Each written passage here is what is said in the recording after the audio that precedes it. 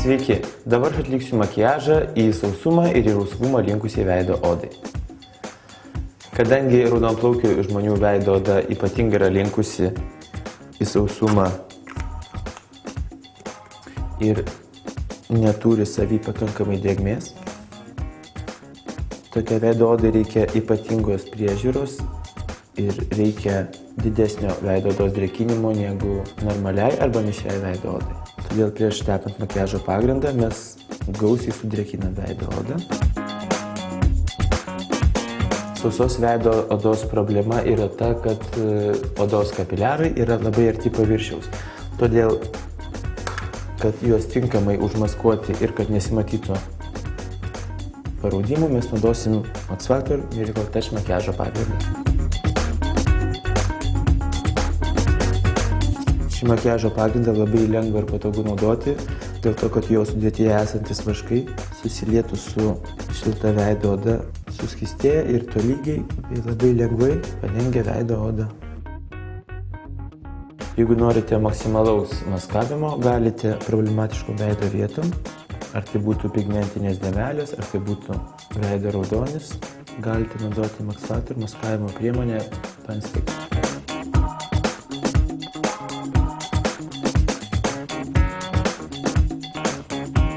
Viską užfiksuojame sausa pudra.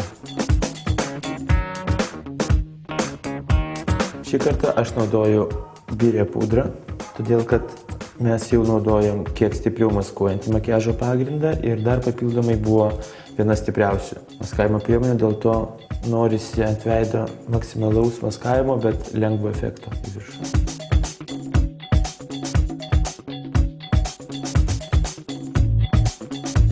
Užfiksavę makiažo pagrindą sausa pudra, mes tiesiog lengvai pamodeliuojam veidą. Šį kartą aš naudoju saulės įdegį suteikiančią pudrą ir lengvai padažom akis. Darant makiažą stengiamės vengti rusvų atspalvių, tiek akių makiaže, tiek skaistalų, tiek lūpų dažų. Aš nerekomenduočiau rinktis labai rusvų atspalvių, nes optiškai sustiprės jau užmaskuotas veido paraudimas.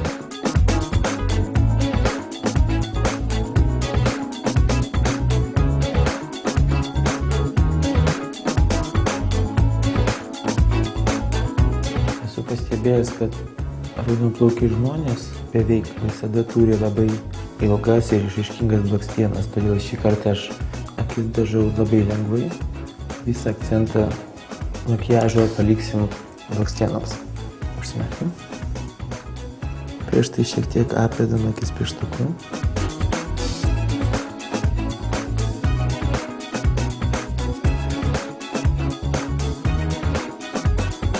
Ir blakstienas nudažom juodu, storinančiu Experience blakstienų tušu.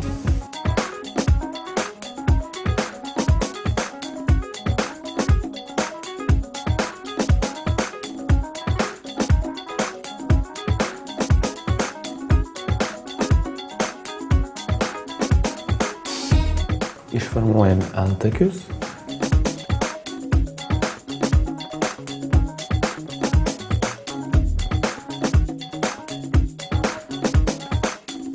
Makiažui pabaigti aš naudoju naują Max Factor Experience lūpų balzamą.